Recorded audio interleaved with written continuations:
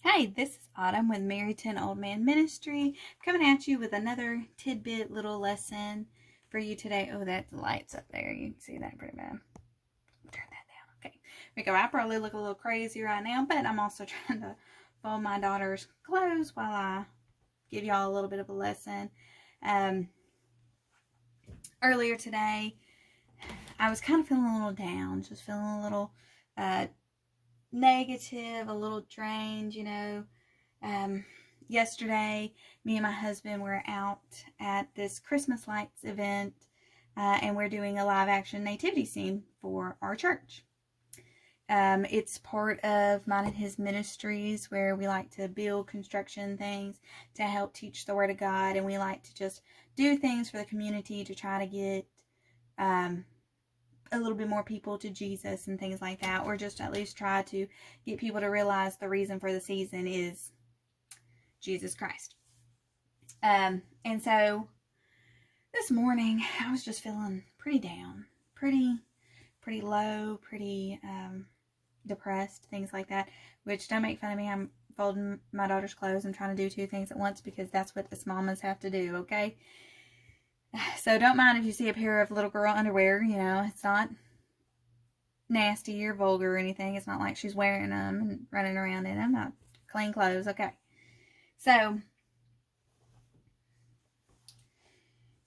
this morning when I was feeling down and stuff, I decided to just kind of go before the Lord and just think and just pray and just really spend a little bit of time with Him. And what came to mind was a lesson that a good brother in Christ, his name is Tommy, and his wife is Miss Debbie. Love the two of them. I love spending as much time as I can with them because I learned so much from both of them. But this was something he taught on about a week ago, and it was so good, and it just brought such revelation to me, something I had never heard and never thought about before. And I'm going to take a bit of his lesson and kind of add a little bit of spin to it, to where some of y'all can understand it a little bit better. And plus, I don't want to act like I'm just copywriting, even though I'm sure he wouldn't mind. But, so, this came to me because of just feeling down and out and feeling a little sad and mopey, because at this Christmas lights event that we're doing, it really didn't turn out the way I expected, because a couple of months ago, my church came to all of us. We had a group meeting, and we were like, okay, we need to do something in order to bring people to our church, to build the church up, to make a big impact in the community, something. What could happen? And they were all planning stuff for 2022, and I was like, well, we still have time in 2021. Let's try to do something. Well, I got with the owner of this place, and they had told me that they've been trying to find a church to do a live action nativity scene out there for the past 4 years, but they've never had a church really interested in it because it's a huge commitment. It's a lot of undertaking. I will admit, this has, been a big thing for my husband and I, and I haven't yet, but I will post some pictures on our social media so y'all can see it. Actually the nativity scene all put together and stuff, and as well as my husband and I actually building it, because like I said, that's part of our ministry where we like to construct things from the Bible and put an actual image to it. So that's part of the things that we do. And so in doing this, my bad, the video probably cut off because I got a text message that my daughter was heading home from her grandmother. So, whoops, my bad. Because, as moms, we try to get as many things done as we possibly can, and me making a video is one of them. So, this nativity scene was not coming out as planned. Like, the first hour, it was just really hard because nobody seemed really interested in the nativity scene. It actually, as sad as it is to say, it seemed like that the story of the birth of Jesus Christ had been brought down to nothing but a photo op for these families that were out there. They didn't want to hear the story. They didn't care about listening about our church. They didn't want anything like that. All they wanted to do was take a picture with baby Jesus. And that's it. Well, for me and for the people in our church that were out there, it was kind of a, almost like a, well, why are we out here? It was a lot of spiritual warfare trying to just get us to leave, trying to make us want to leave. And so, this morning I kind of woke up and I just had that same feeling, that just like kind of low, kind of feeling like, is this even worth it? Like, I still have got 5 more days that we'll be out there. And I just didn't know if it was even worth it at this point anymore to continue on doing this. Yeah, I'm sorry if I'm going in and out of the camera. Like I said, still trying to focus. Well, this passage and this lesson that Tommy had taught came to my mind. And I'm going to read it to y'all. It is from John chapter 21. And this is where Jesus goes and sees Peter after he has been resurrected. Now, if you'll remember, right before Jesus dies, he tells Peter, you will deny me 3 times before the rooster crows. 3 times Peter did deny him. When people asked, oh, I did not see you. Aren't you one of those disciples of Jesus? No, that's me. Hey, isn't that the guy that we saw with Jesus in Nazareth? No, that's not me. And he actually wound up at one point getting almost violent, cursing someone to make him seem like no way he could be a disciple of Jesus. Well, this is when Jesus comes back and he goes and he seeks Peter. He finds Peter. And he asks Peter to cook him lunch. And he does. He fixes him some food. So after they were done dining, this is John chapter 21, verse 15. Jesus said to Simon Peter, Simon the son of Jonah, lovest thou me more than these? He said to him, yes, Lord. Thou knowest that I love thee. Yes. Do you love me? Yes, of course I do. And he said to him, feed my lambs.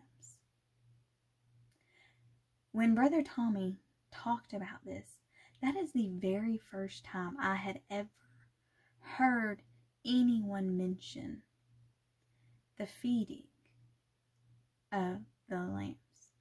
Actually, feeding of the sheep. Then he asked him again, and he says, Peter replies, yes, thou knowest that I love thee. And he says, feed my sheep. Then he asked him a 3rd time. And Peter says, sorry, because he said to him the 3rd time, lovest thou me? And said to him, Lord, thou knowest all things. Thou knowest I love thee. And Jesus said to him, feed my sheep. Verily, verily, I say unto thee, when thou wast young, thou girdest thyself, and walkest whither thou wouldest. But when thou shalt be old, thou shalt stretch forth thy hands, and another shall gird thee, and lead thee without thou wouldest not. I'm going to focus on the feeding the sheep. Brother Tommy had told me the feeding the sheep. Now, see, I had heard this lesson so many times by so many different people. Of the, do you love me? Yes, I do. Do you love me? Yes, I do. But I had never once heard, feed my sheep. Nobody had ever spoken those words. It's right there. It's in the chapter. It's right there on the page. But I had never heard the feed my sheep. Now remember, Jesus pulled Peter aside and told him that he would build a church and that Jesus would be the foundation of that church, because he would be teaching the Christians. He would be teaching the first church of the Christians. Now see, when he's saying feed my lambs and feed my sheep, he's not talking about actual lambs and talking about actual sheep. You see, this is the reason it says lambs, is because as new believers, we are nothing more than just babes. We are just babes. Because we don't know right from wrong. We don't know everything that this book right here has to offer. We don't know any of that stuff. We are new to the faith. And one of the reasons that we're doing this live action nativity scene is to find those lost little lambs, to find those lost sheep, those people that don't know anything about God, that don't know anything about Jesus. And how easily it is that so many of us see these amazing churches and see these big time ministries and see all this stuff that's rooted and was founded, like this church that was established 70 years ago, and it's got 350 people going to it on a Sunday morning on average. It's so easily we go past those churches, we see things like that, and we're just like, whoa, like, what can my little church do? What can I do for my little church? What can I do for my little ministry that the Lord has called me to do? I want to tell y'all right now that there's a lot of lambs out there. And even some of y'all may be like me a year ago, where you didn't know where to begin. You didn't know anything. You had never even probably cracked open the Bible and read it for yourself, which I pray that y'all are doing now. But if not, I hope maybe this lesson will actually stir up your hearts a little bit to where you want to start reading it on your own and get a little bit better knowledge and understanding yourself. Because, you see, we're in a day and in a time, like that verse 18 says. He said, you would go wherever you wanted to. But when you're old, someone else would be telling you what you can do and what you can't do. Well, I never thought I would live to see the day that I would be told I can't go to work today. I never thought I'd be told I can't go to the store. I never thought I'd live in a day where I found out I can't go into some place unless I have something specific. I never thought I'd live in that day, because I grew up in Northeast Texas. And this is why I'm coming at you today, to feed the sheep, to feed you, to give you lessons, to give you understanding, because this Bible right here is the best history book in the world. It is the best thing to understand everything, not just what's going on in society, but to understand the principles and the values that we should be living by. Everything in this book. And I was asked by Brother Tommy this week. He said, when we go back Sunday for the evening night service, it's not my church I normally go to, it's actually my grandmother's church.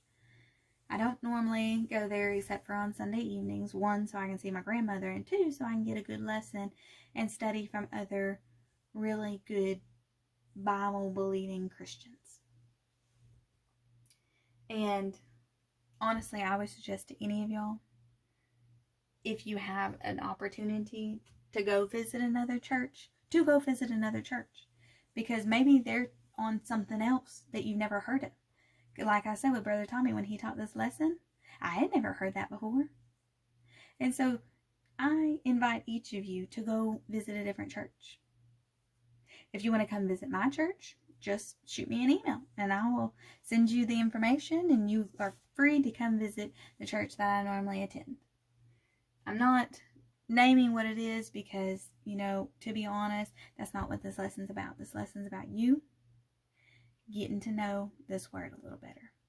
And see, y'all, when I remembered this lesson, and when I went and actually read it in the Bible myself at home, it did something for me. It really changed something in me, and it made me feel a lot better. It made me realize that even though I had that moment where I thought to myself, oh, I'm just done, I don't even want to go back out there another night to just see it fail, basically, again. No, it actually changed me to being like, okay, God, you told me, let me go feed some more lambs. Let me go feed some more sheep. And honestly, that's what these videos are for, is to help feed the sheep a little bit more. So I hope that you learned something from this little bit of lesson.